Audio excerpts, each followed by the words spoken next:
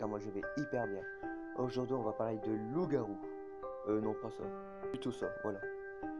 On va pas trop s'attarder là-dessus et on va parler de l'histoire et de la légende qui tourne sur ce loup-garou. Nous sommes en 1961 dans le Michigan.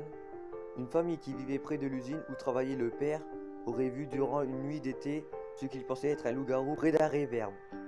C'est durant l'été 1961, le père de famille se trouvait sur la terrasse de la maison, tranquillement en train de boire une tasse de café. Il travaillait de nuit et était rentré quelque temps auparavant. Ils étaient aux environs de 3 heures du matin quand il aperçut un mouvement près de la chaîne qui refermait la barrière près de la maison. Étant donné l'heure, il pensait qu'il s'agissait peut-être d'un rôdeur. Il rentra et prit son arme. Il ressortit de sa maison et resta quelques instants afin de voir ou entendre à nouveau le bruit.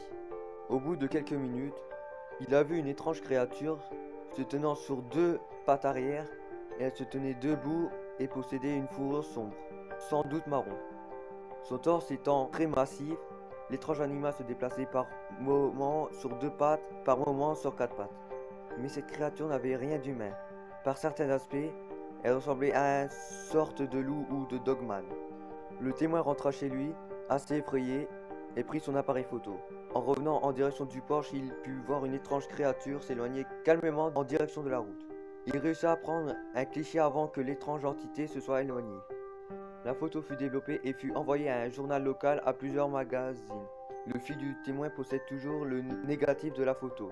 Sur le cliché, on peut voir une étrange silhouette près d'un lampadaire. La créature semble très grande. Ses pattes arrière pourraient faire penser à celle d'un canidé.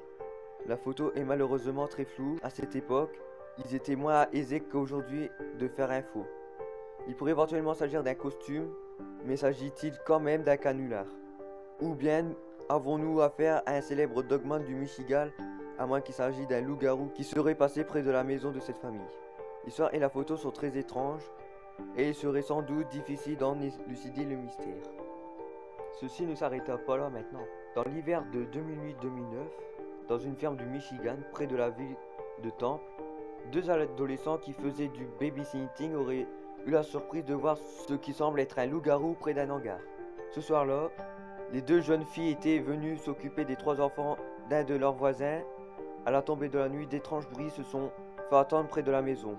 En regardant par la fenêtre, l'une des jeunes filles a vu une silhouette qui rappelant celle d'un chien très grand ou d'un ours.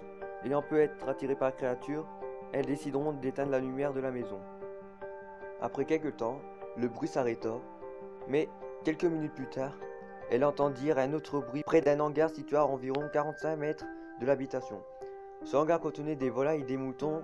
Les adolescentes se dirent qu'il s'agissait d'un animal venu se nourrir. Une des filles prit un appareil photo afin de prendre un cliché de l'animal. Elles sortirent de la maison pour se rapprocher un peu.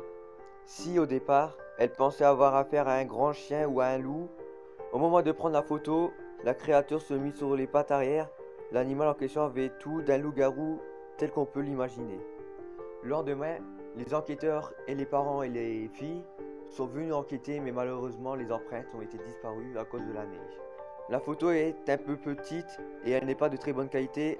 On voit toutefois une créature qui semble d'être un loup-garou. La tête fait penser à celle d'un canidé, mais on ne voit malheureusement très peu de détails. Difficile de savoir si la photo elle est retouchée ou non. Reste l'histoire assez étrange et effrayante.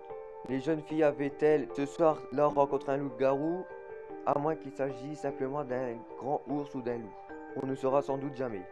S'il existe de nombreuses histoires de témoignages sur le loup-garou, l'authenticité d'une telle créature est difficile à croire. Un être humain se changeant en loup reste peu admissible.